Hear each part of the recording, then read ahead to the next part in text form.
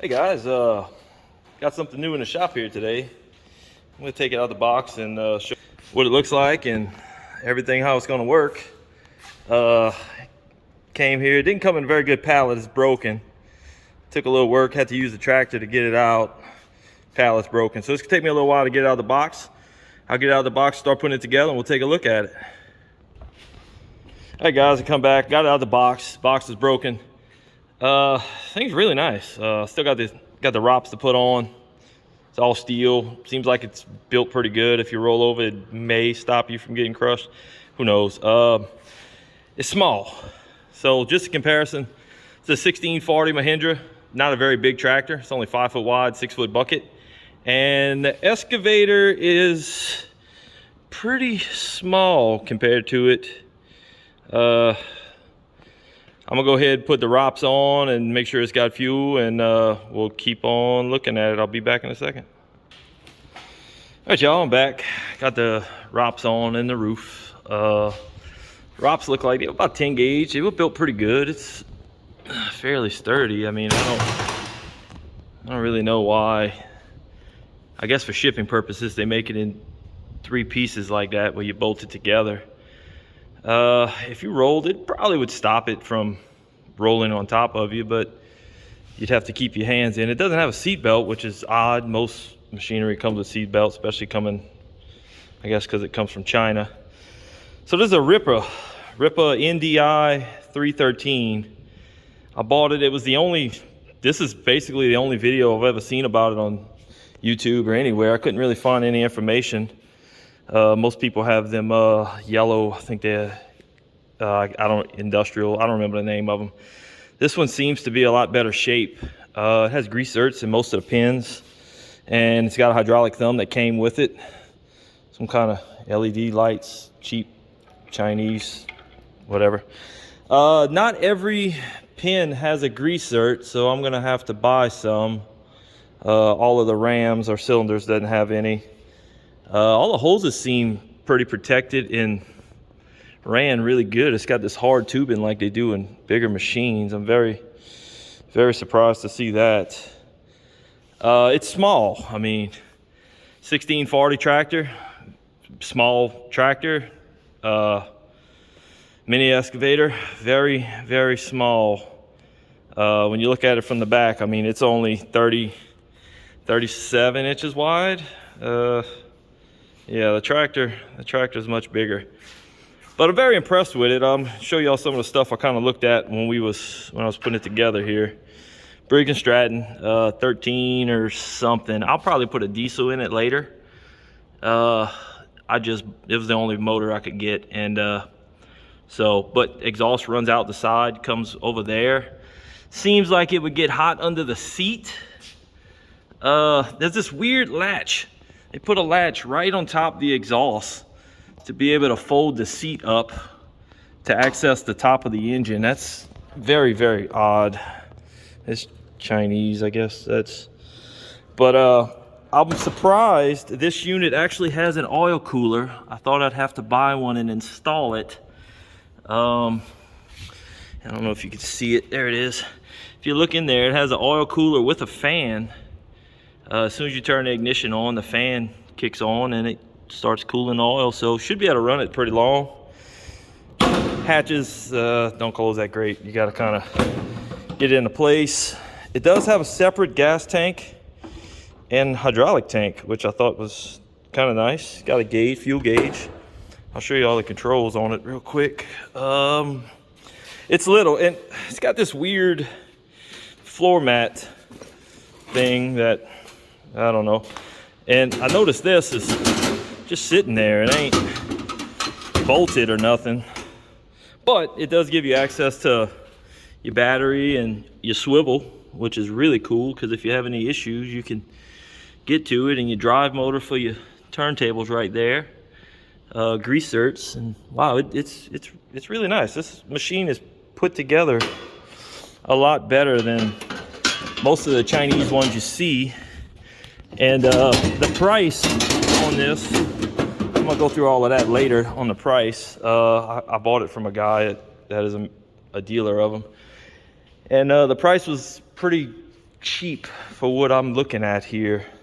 So the controls, all right guys, let's look at these controls. So you turn the key on, you have electric fuel pump kicking on, the fan kicks on for the hydraulic cooler, got a fuel gauge and an hour meter, and lights work. Engine runs. It's not that loud. I mean, it could be a little quieter. It's just at idle right now too. It's not that bad. I was looking at the tag right here. It says 2023 and a half manufacture date. I'm not exactly sure how that works. I guess it was made in July. It's the end of August. The tracks aren't too bad. It's got 2 bogie wheels and a mechanical tensioner on it. It's not like the oil field like you normally, or the grease field hydraulics like you normally find in the big machines. Everything seems to be pretty good. It came with a box of stuff. So I actually opened this and I'm gonna go through it and show y'all what it comes with, because it's kind of impressive that what it comes with too. And some other videos of some of the other Chinese ones, they come with an actual toolbox. This one came with a cardboard box. Not a big deal.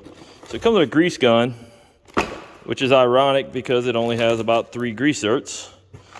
This weird China Allen wrench set, which I haven't seen many Allen wrenches on the machine. A manual, which to get a manual from a Chinese piece of equipment is pretty good, because they normally don't come with any paperwork or anything. A funnel, a toolbox sticker. That's what everyone needs. You always got to have that. Chinese writing. Can't even read this. I'm not sure. It must be like some kind of punch sheet before it was sent out.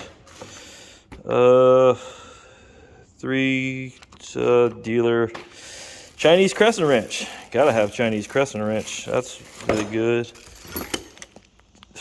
I'm guessing this is grease for the grease gun.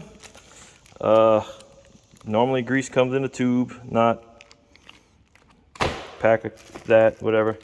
Another sticker. I'm guessing, yeah, it comes with another sticker. These stickers must be for if you rip the ones off the side maybe, or the boom. Oh, I bet you they probably go right there across the boom. They just didn't install them when they PM the machine or whatever.